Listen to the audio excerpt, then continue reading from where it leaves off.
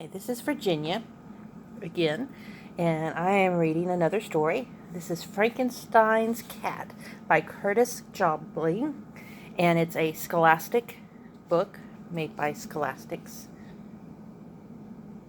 Inc. that published it. And my name is Virginia, and I'm reading it for you. Frankenstein's Cat by Curtis Joplin. Now, we all know the story of Frankenstein and his monster. Frank was a misunderstood, some would say mad doctor, who made a man out of body parts. Monster goes mad, lots of tears, end of story.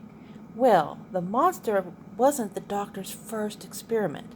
There was another.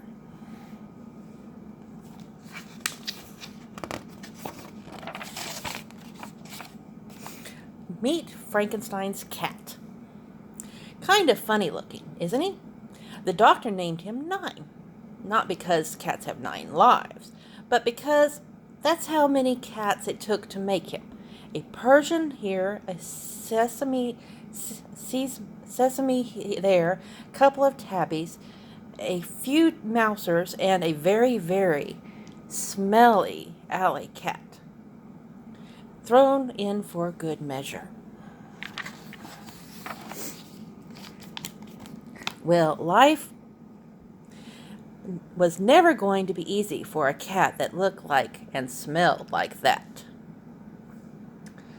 The folks who lived in the castle liked things that were just plain ordinary, and clearly Frankenstein's cat was no ordinary cat. But Nine was determined to make some friends. With a stinky spring in his stuttering stride, he visited the castle kitchen.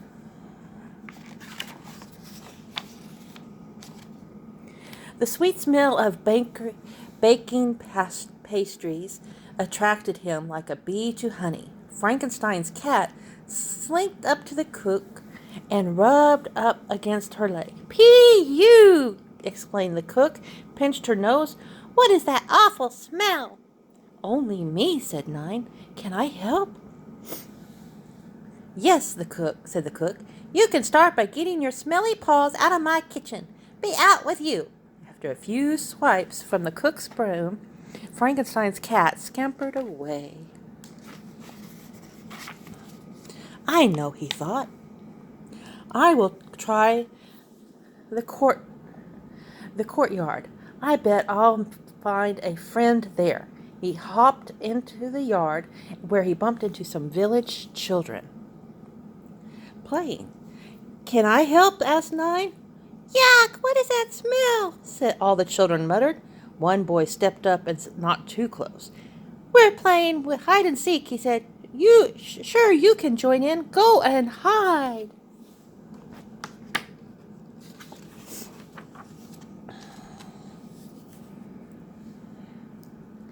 Frankenstein's cat bounded off excitedly and hid behind a tree.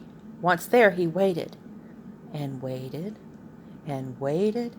What happened to them, he wondered. What happened to them, he thought.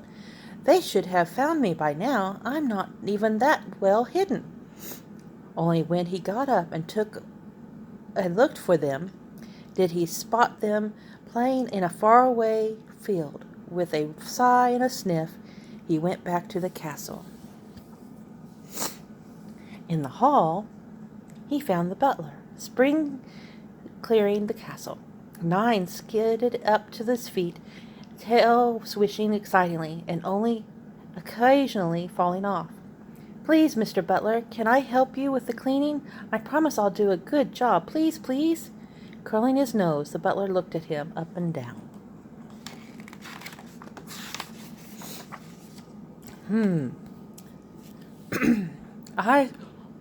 I suppose so. I can't really see what trouble you can cause." That was the butler's big mistake. 20 minutes, lots of chaos, plenty of broken dishes later. Frankenstein's cat was shown the exit. It's not my fault my limbs have a life of their own. I didn't choose them, he grumbled. Out! Shouted the butler, pointing to the door.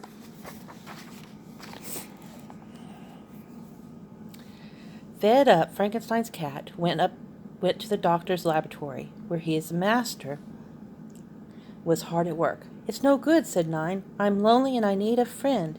He shuffled around his mismatched feet before settling up by the fire. That's when he had his idea. He didn't have many, so this was quite a special occasion. He looked up at the doctor with bright eyes. Well, one was bright, the other was a bit dull. Make me a companion, master, please. And the doctor went to work.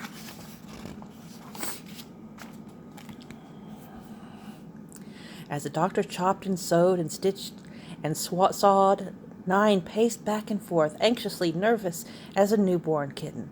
Something he'd never actually been. Oh boy, he thought, a friend, I can't wait. His thoughts were interrupted by his master's voice. Enter! The doctor called, and Frankenstein's cat foamed in. He saw a shape, draped in a white sheet, lying on the doctor's operating table.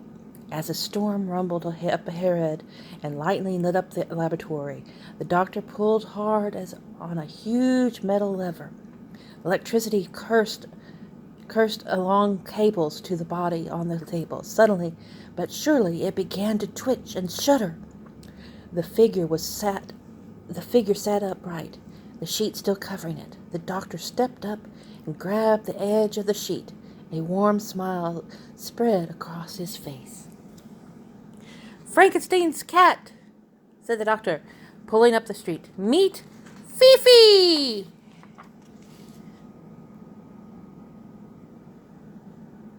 Oh, dear.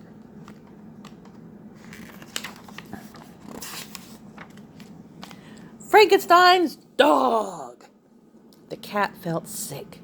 With a screech of horror, Ornstein's cat jumped 4 feet into the air, legs whirring before turning tail and sprinting for the door. Frankenstein's dog replied with a bellowing woof before lurching after him in his clumsy paws. And that's how our sorry story ends, with Frankenstein's dog chasing Frankenstein's cat around the castle forever and a day. If one had to come up with a moral of this story, and I'm not sure there is one, I guess it would be this. That what you get isn't always what you asked for.